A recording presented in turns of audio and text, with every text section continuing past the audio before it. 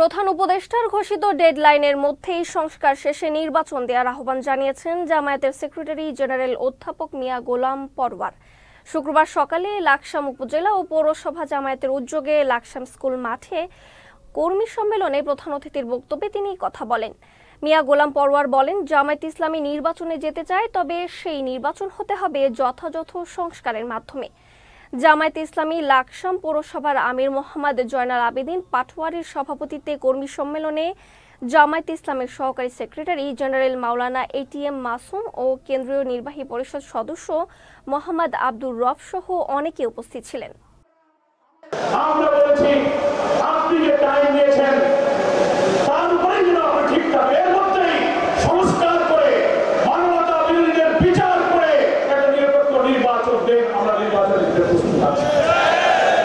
নির্বাচনে electoral process, নির্বাচনী প্রক্রিয়া আবার নিরপেক্ষ তৃণমূল করার জন্য পুলিশের সংস্কার, জনপ্রশাসনের সংস্কার, সংবিধানের সংস্কার, সিভিল অ্যাডমিনিস্ট্রেশন সহ ন্যূনতম সংস্কার শেষ করে আর খুনি হাসিনা তার সহযোগীরা রক্তের বন্যায় যারা দেশকে ভাসিয়ে দিয়েছে তাদের বিচার দৃশ্যমান করে এই সময়ের মধ্যে নির্বাচন দেবেন। আমরা সেই নির্বাচনে